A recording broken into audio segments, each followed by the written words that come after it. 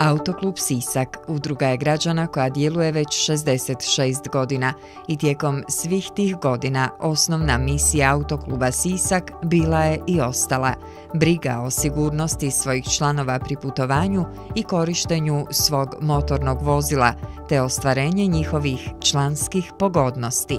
Autoklub Sisak nastao je 1948. godine iz potreba koje su proizašle za osposobljavanjem tadašnjih građana Siska, odnosno kandidata za vozače. Današnji Autoklub Sisak pravni je slijednik automoto društva Banija Sisak, osnovanog 1948. godine.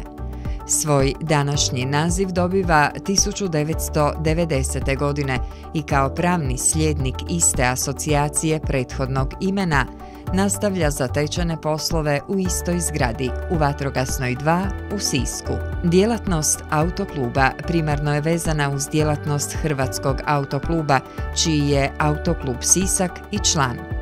Tako svojim korisnicima nudi tehničku pomoć na cesti, vezanu za otklon kvara ili prijevoz neispravnog ili u prometnoj nesreći oštećenog vozila, kao i ostale članske usluge i pogodnosti koje su mu prenesene od strane Hrvatskog autokluba. To je izdavanje međunarodnih vozačkih dozvola i tu je izdavanje punomoći za upravljanje tuđim vozilom pri prelasku granice RH.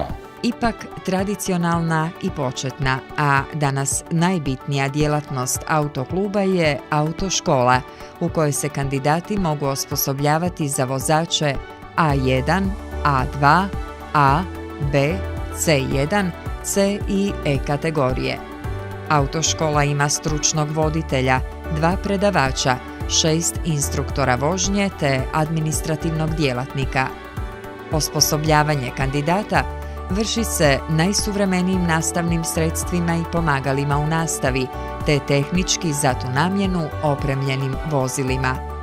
Osim toga, autoškola raspolaže i s 2 prometna vježbališta, takozvanih poligona, koja zadovoljavaju sve tehničke standarde za osposobljavanje kandidata za vozače svih kategorija. Sadašnje prometno vježbalište u sklopu ovog objekta u vlasništvu Autokluba Sisak koriste gotovo sve autoškole za vježbu, a sve autoškole ga koriste za provođenje vozačkih ispita iz nastavnog predmeta upravljanja vozilom. U sklopu zgrade autokluba nalazi se i učionica u kojoj se održava nastava iz prometnih propisa i sigurnosnih pravila. Broj kandidata pojedine grupe dimenzioniran je na 20 osoba. Iako ona prostorno i po svojim gabaritima može primiti do 40 osoba. Kako je Autoklub Sisak i sjedište ispitnog centra Hrvatskog autokluba, u okviru zgrade autokluba se nalazi i ispitni prostor za polaganje ispita iz nastavnog predmeta, prometni propisi i sigurnosna pravila, a koji je tehnički opremljen za polaganje ispita na računalima.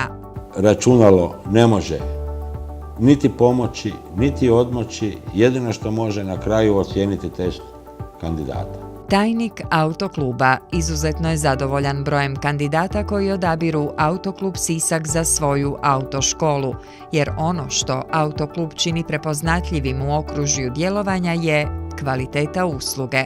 Ovo je kuća koja svoje kvalitete nije gradila na bazi jumbo plakata, već je ovo autoškola koja povjerenje je gradila i gradi dan i danas na kvaliteti usluge koju pruža.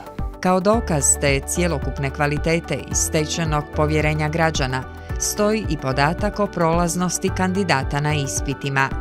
Naime, na ispitu iz nastavnog predmeta prometni propisi i sigurnosna pravila rezultat uspješnosti kandidata je 53% veći od prosjeka Hrvatske. Kao odgovorna osoba i tajnik autokluba zadovoljan sam i sa radom naših instruktora koji su sudionici te uspješnosti. U Autoklubu Sisak posebno su ponosni na tradiciju koju njihova autoškola ima u Sisku. To je autoškola u kojoj su išli još bake i djedovi sadašnjih kandidata i Autoklub je postao sinonim za osposobljavanje kandidata. U Autoklubu ističu da ipak nije sve u novcima, već je nešto i u dobrim dijelima koja stvaraju zalog za budućnost. Tako je drugo ime ovog autokluba prometna preventiva.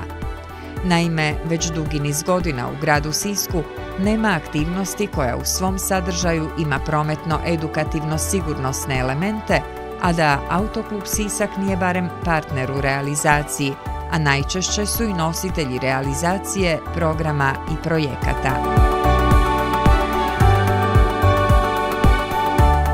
Na kraju ne treba ni sumnjati da će Autoklub Sisak nakon 66 godina uspješnog rada, kojeg kroz povijest prati permanentno noveliranje svih segmenata djelatnosti, i u budućnosti jednako kvalitetno obavljati svoje zadaće, ciljeve i misije, te ostati sinonim za povjerenje i kvalitetu.